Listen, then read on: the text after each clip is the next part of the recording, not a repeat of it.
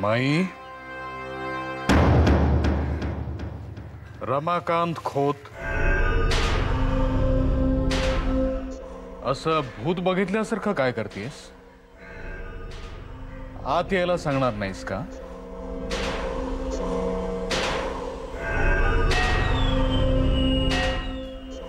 तू इथे कसा? अरे वा, माझ्याच गावात माझ्याच घरात तू मला विचारतेस मी इथे कसा? अरे हो, इतके दिवस मी तुरुंगात होतो नाही का? कथा अशी आहे माई की मी आता तुरुंगातून सुटलोय. माझ्या चांगल्या वागणुकीबद्दल त्यांनी माझी शिक्षा कमी केलीये.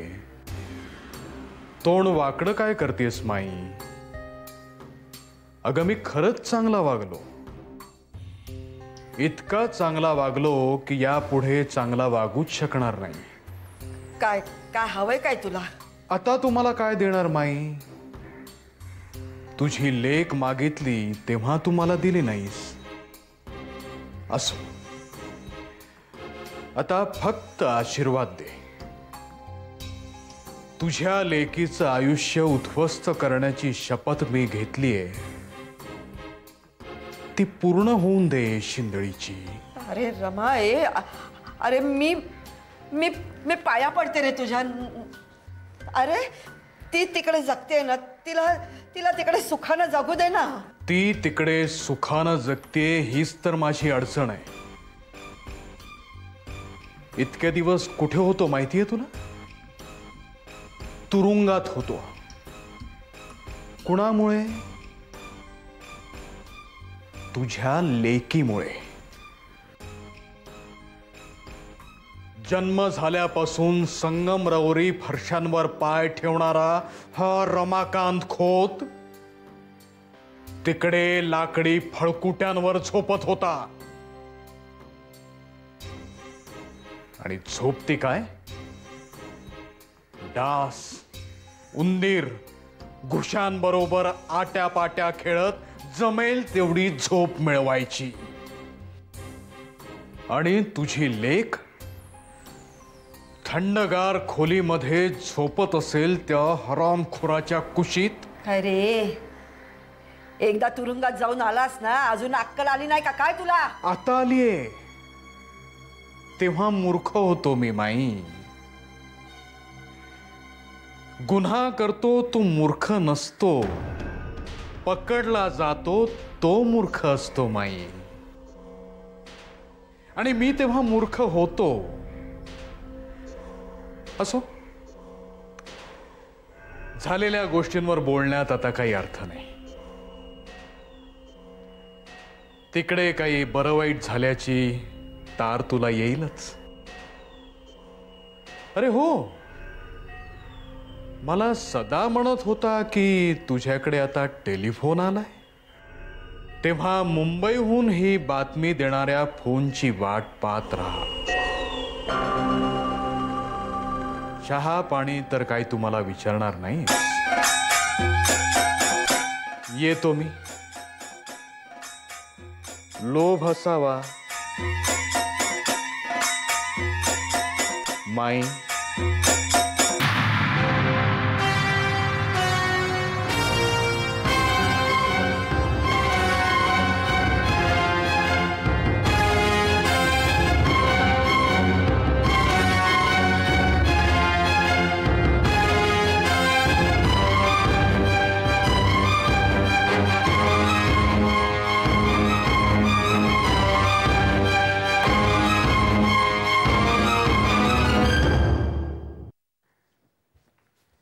हाय, व्हॉट्स कुकिंग?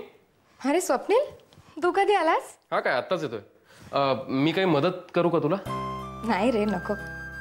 कधी कधीच येतोस, त्यात स्वयंपाकात कुठे मदत करतोस माझी? अगं तसं नाही, म्हणलं तुला कंटाळा येत असेल रोज तेच तेच करून. सकाळी उठायचं, किचनमध्ये शिरायचं, चहा, नाश्ता, जेवण, मग रात्रीचं जेवण. I don't mind helping you. अरे कंटाळा कसला त्यात? तुमच्या ऑफिसच्या कामाचा कंटाळा येतो का तुम्हाला? रुटीनच असतं ना ते. या ट्रू, पण आम्ही बाहेर जातो, 4 लोकांना भेटतो. आणि तू सुद्धा जॉब करायचीस ना ग आधी? अरे जॉब कसला, गावातल्या शाळेत टीचर होते गायनाची. रिअली? तुझ्यासारखी गायनाची टीचर जर आम्हाला मिळाली असती ना, 4 सूर आम्ही सुद्धा शिकलो असतो. नाहीतर आमच्या मिस बरेटो पियानोला चिमटे काढून काढून कसले कसले आवाज काढायचे त्यातून. पण मग तू कंटिन्यू का नाही करत जॉब? लग्नानंतर हे म्हणाले होते, पण मीच मनावर नाही घेतलं. आणि घरात काही माझा वेळ जात नाही असं नाही आहे, खूप कामं असतात मला.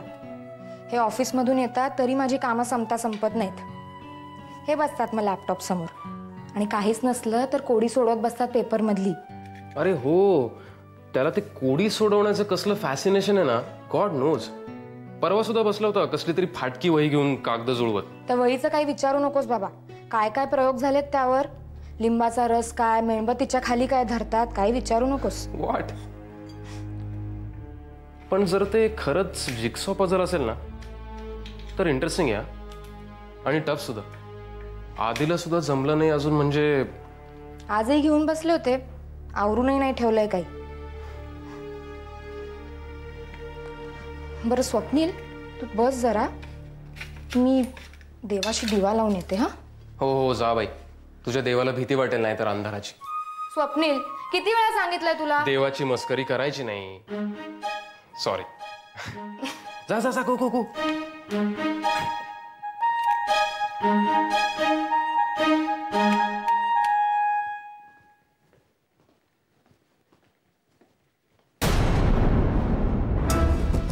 काय रे पांडुरंग, तू इकडे काय करतोयस? तुला सावंतनी सांगितलं नाही बोलवल्याशिवाय चौकीवर यायचं नाही म्हणून? काय रे, लक्षात ठेव पुढच्या वेळी. बोल काय काम आहे?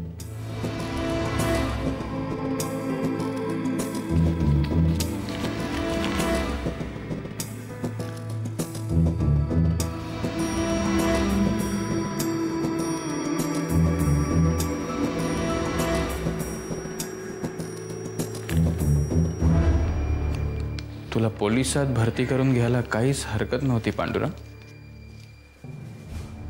हो,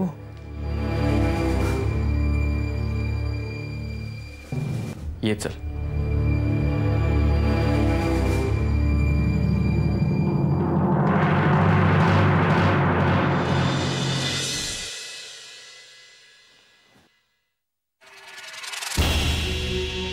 काय म्हातारे, नाही म्हणजे मुंबईवरून लेकीचा फोन वगैरे आला होता की नाही? काय रे नतद्रष्टा, इतके दिवस गावात घुबडासारखा तोंड लपवून फिरत होतास, आता काय अंगात जोर आला का काय तुझ्या? वा माई वा.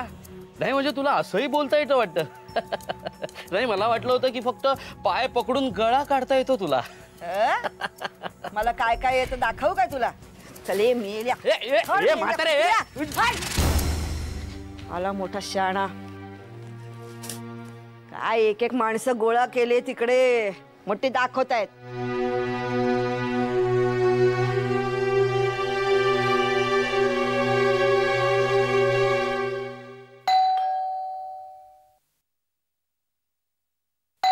थांब रे, मी बघते. अरे भाई, कशी आहेस प्रिया? मी मस्त. तू कसा आहेस? मस्त. शुभ्रा आहे ना का घरात? आहे ना. हा स्वप्नील, अगं प्रथमेशी पुस्तकं राहिली होती ना, ती नाही आलो. ओके, चहा घेशील? थोडा कर. आणते. मला पण प्रिया थोडासा.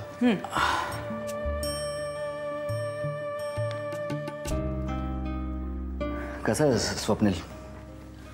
ठीक आहे. कसा काय चाललाय तुमचा नवीन बिझनेस? सो फार सो गुड. अरे हे काय करतोस तू? हे आधीने आणलंय तुमच्याच वाड्यावरून. वाड्यावरून? काय रे? ही जुन्या चोपडीची पानं आहेत आणि आधीच्या म्हणण्याप्रमाणे ही जर का अशी एजेसला जोडली तर यातून एक जिक्सॉ पझल तयार होतं. हा आधी पण ना, अरे साधी पानं आहे ती पण कोरी पण त्याच्या म्हणण्याप्रमाणे खजिन्याचा नकाशा आहे ना हा. कसला नकाशा? खजिन्याचा. तुमच्या वसईच्या वाड्यात जो खजिना आहे ना त्याचा. आमच्या वसईच्या वाड्यामध्ये खजिना आहे. कुणी लावली तुला ही टेप? आधी नका. इनफॅक्ट मला आजोबांकडूनच कळलं. म्हणजे आजोबांनी क्षिप्राला सांगितलं आणि क्षिप्रांनी मला. काय? आमच्या वसईच्या वाड्यामध्ये खजिना आहे?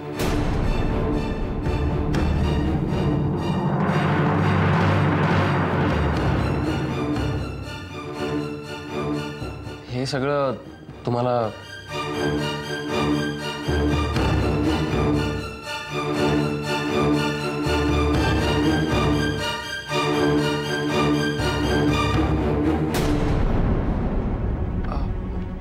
मला वाटतं टेपच असेल तुम्ही म्हणाल्याप्रमाणे. मला काही कळत नाही ना त्यातलं. बहुतेक गुंडाळलं असेल त्यांनी मला. मी आयतं गिराईक मिळतो त्यांना.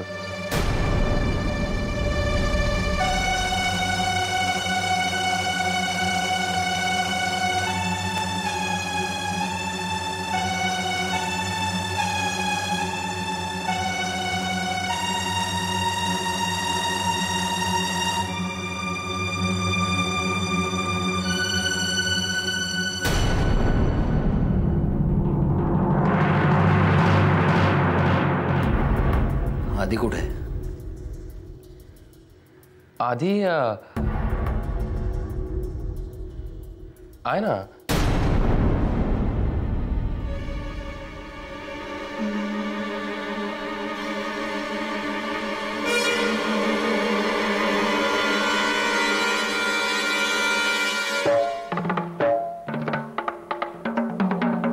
तुम्ही गेल्यापासून इथली रयाच गेली मालक. अहो, गावातलं कुत्र सुद्धा आपल्याला नीट विचारत नाही. आता ह्या गावात राहायचंच नाहीये. म्हणजे मुंबईला जायचंय. आपण इथला कारभार लगेच उद्याच उठून निघत नाहीये मी. सगळी व्यवस्था लावून जाणार आहे. पण चुलत्यांच्या हातात कारभार देऊन चालणार नाही. साले नारळ सोलून शेंडी हातात ठेवणाऱ्यांची जात आहे शिंदळीच्यांची. मी करतो काय ते. तू फक्त माझ्या बरोबर आहेस की नाही तेवढं सांग. हा काय प्रश्न झाला का मालक? आनंद वाटला. आता एक काम करायचं. तडक मुंबईला जायचं आणि सुलेखाबाईंना भेटायचं. त्याच वेळेला सुलेखाबाईंच्या डोक्यांनी चाललो असतो ना तर साली ही नौबतच आली नसती. पण ती मला ओळखेल का? माझं नाव सांग. चल सूट. ठीक आहे. जायच्या आधी पैसे घेऊन जा. आणखीन एक काम आहे. मी काय सांगतो ते नीट ऐक.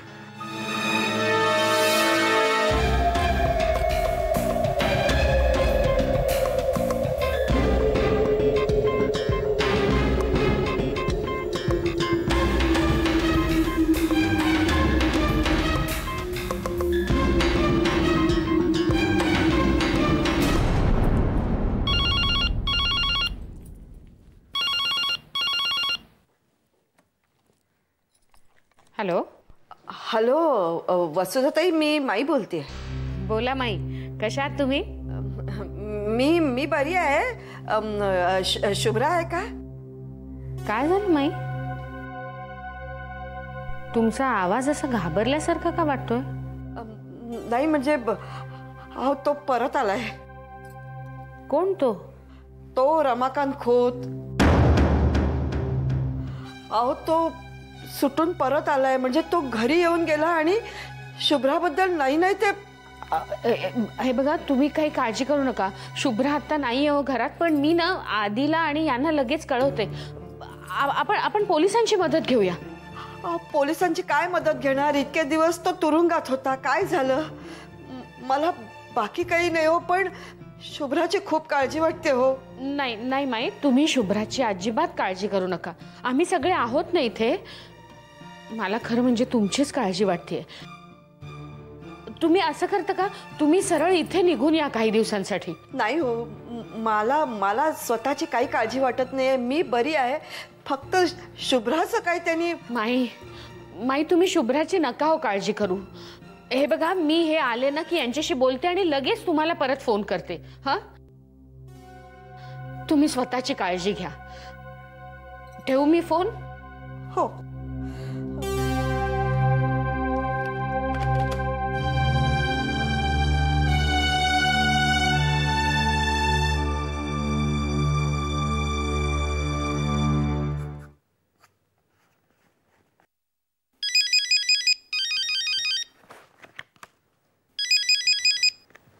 हॅलो. आवाज ऐकून फोन ठेवू नकोस please. Bye. Priya, listen to me please. Please listen to me. फाशी सुनावलेल्या गुन्हेगाराला सुद्धा कोर्टात एकदा बोलण्याची संधी दिली जाते प्रिया. मी कोण तुमचा न्यायनिवाडा करणारी मिस्टर भोसले? तो तू ऑलरेडी केला आहेस. शिक्षा सुनावली आहेस मला, माझं काही न ऐकता. हे बघा इन्स्पेक्टर, तुमच्यात आणि माझ्यात आता बोलण्यासारखं काही उरलंय असं मला नाही वाटत. मी तुमच्याशी कॉन्टॅक्ट ठेवणं हे माझ्या घरच्यांना, विशेष करून माझ्या बाबांना अजिबात आवडणार नाही.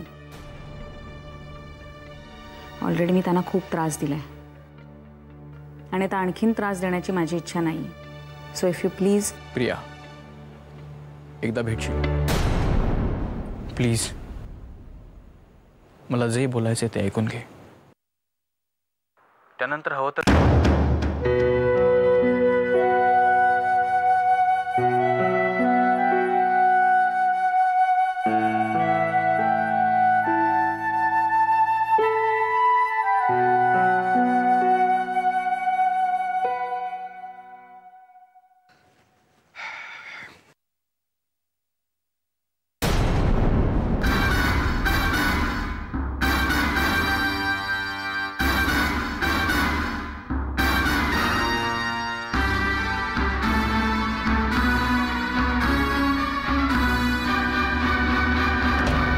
तू इथे काय करतोयस? मी तुमचीच वाट बघतोय मिस्टर शास्त्री. इथून ताबडतोब चालता हो. वॉचमनला सांगून धक्के मारून तुला बाहेर काढेन मी. तुम्ही विसरताय मी कोण आहे. एक मिनिट,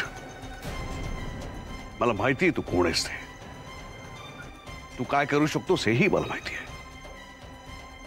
चालता हो.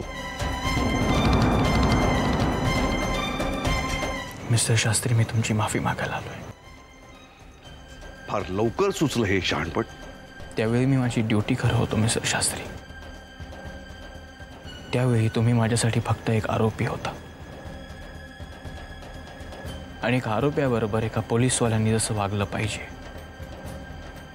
मी तसाच वागलो तुमच्याशी. त्यानंतर तुम्ही एका मोठ्या ट्रॉमामधनं गेलात. मला त्याबद्दलच तुमची माफी मागायची. पण मिस्टर शास्त्री, यशवंतराव सरंजामे हा माणूस माझ्यासाठी माझ्या वडिलांसारखा आहे. आज मी जे काही आहे फक्त त्या माणसामुळे. याला तुमच्या डिक्शनरीत जो काही शब्द असेल तो तुम्ही देऊ शकता. मी फक्त तुमची माफी मागायला आलोय.